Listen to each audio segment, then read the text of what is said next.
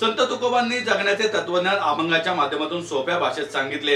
या संतांचे विचार जनसामान्यांपर्यंत पोहोचवण्याचे लाखमोलाचे काम वारकरी संप्रदाय करत असून कीर्तनाच्या माध्यमातून समाज प्रबोधनाचे कामही वारकरी संप्रदाय करत आहे, असे गौरवोद्गार उपमुख्यमंत्री एकनाथ शिंदे यांनी काढलेत। जगद्गुरु श्री तुकोबाराय त्रिशतकोत्तर अमृत महोत्सवी 375वा सदेह वैकुंठ गमन सोहळ्यानिमित्त देहू येथे उपमुख्यमंत्री एकनाथ शिंदे यांना वारकरी संप्रदायातील सर्वश्रेष्ठ जगद्गुरु श्री संत तुकाराम महाराज पुरस्कार प्रदान करण्यात आला। त्यावेळी आयोजित कार्यक्रमात ते बोलत होते। यावेळी खासदार श्रीरंग बारणे, आमदार विजय शिवतारे, शरद सोनवणे, विभागीय आयुक्त डॉक्टर चंद्रकांत पुलकंडवार, देहू संस्थानचे अध्यक्ष पुरुषोत्तम महाराज मोरे, अक्षय महाराज मोरे, आळंदी संस्थानचे योगी निरंजन नाथ आदी उपस्थित होते। वारकरी संप्रदायातील हा सर्वश्रेष्ठ पुरस्कार प्रेरणादायी ठरेल असे सांगून उपमुख्यमंत्री शिंदे म्हणाले, ज्ञानोबा तुकोबांच्या जयघोषाने प्रेरणा मिळते। रंजल्या गांजल्यांची सेवा करण्याचे बळ संत तुकारामांच्या अभंगातून मिळते।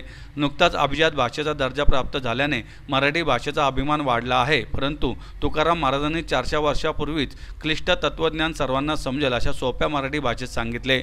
भेदभाव न करता लोकहितासाठी काम करण्याचा उदात्त संदेश त्यांनी दिला। तुकोबांच्या संदेशानुसार शासन काम करत असून सर्वसामान्यांना न्याय देण्याचे, त्यांच्या आयुष्यात सुख समाधान आणण्यासाठी, राज्याच्या विकासासाठी काम करत आहे। वारकऱ्यांच्या हिताचे अनेक निर्णय शासनाने घेतले आहेत। वारकऱ्यांच्या सोयीसाठी देहू येथे आवश्यक असणारी सर्वतोपरी मदत शासन करेल अशी ग्वाही शिंदे यांनी यावेळी दिली।